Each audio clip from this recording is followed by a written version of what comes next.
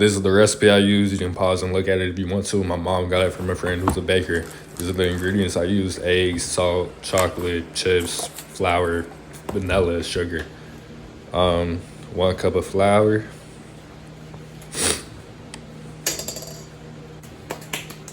Wipe it off my hands. 1 cup of sugar. This was a pain to measure because of the container. But I got it. We got it. We got it. Yeah. Yes, sir. Preheat the oven to 400 degrees while I put the other stuff in and mix it. I didn't have a teaspoon measurement, so this was like the closest thing to a teaspoon I had. So this is what I used. This is me measuring salt. Interesting stuff, man. Interesting. Baking powder. Measuring the baking powder, putting the baking powder in the thing. As you can see, I didn't want to put too little or too much, so that was kind of sketchy, but I think it turned out well. Egg 1, egg 2.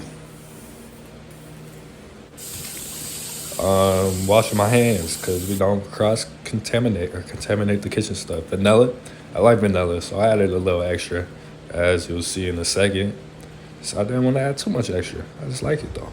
That's what it looks like all in the bowl before I mixed. Mixed until my arm gave out. And then it was time to wash my hands again. Yeah. This is what it looked like all mixed up. And it's time to add the chocolate chips. I added a lot. I like chocolate. As I say later in the video, I like it a lot. And when I add too much, too little, so I went the high horse route and added a lot. As you see, I'll mix till my hand gives out again. Add a little bit more chocolate chips, mix a little bit more. Give it a little taste test. It was tasting pretty good, pretty scrumptious. Some good cookie dough. I think the cookie dough might have tasted better than the cookie. But you can't eat cookie dough because it has raw eggs in it. And I don't want to get salmonella. Oil up the baking pan. I had a little brush this time, so it made it a little easier to do. So evenly spread it out all over the pan. I saw you could use butter or something else, but the flour and oil method worked pretty well last time when I baked bread. So I figured I'd use it for cookies. Add a little powder, little baking, whatever, flour. That's the word I'm looking for. Shake it around. This is what it looks like. Yeah.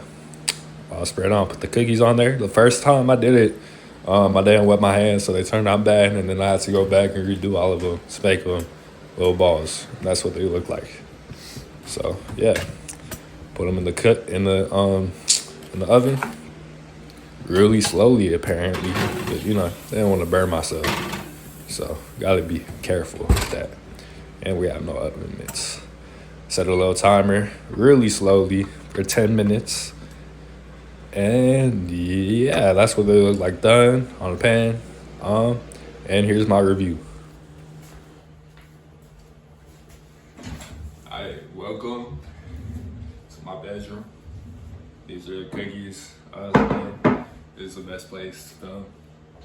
My kitchen, this is kind of messy.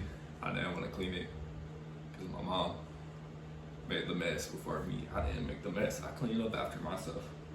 But this is my first reaction. The cookies kind of fell apart when I took them off the pan because I didn't wait for them to cool. Plus, I like my cookies kind of hot. So, we'll see.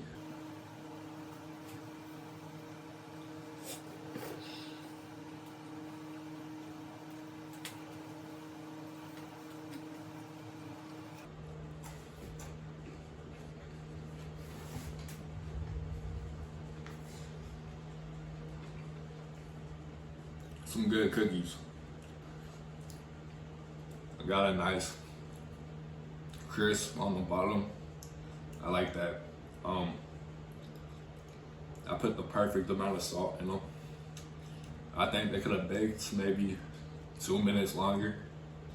But if you like soft cookies, then this is the perfect temperature.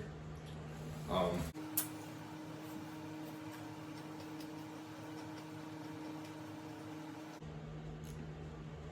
will I make them again? Probably not. Are they better than store-bought cookie dough that you bake in the oven? Probably not. Do I put enough baking soda inside of the cookie or baking powder? Probably not. But for my first time making cookies from scratch, I mean, you got a nice little chocolate pole right there. So, I like chocolate. So, overall, I give the cookie like a 6. Better than like those store-bought like Chips Ahoy cookies, but not as good as like professional, like actual like bakery cookies. I appreciate you watching my video. Have a good day. Bye.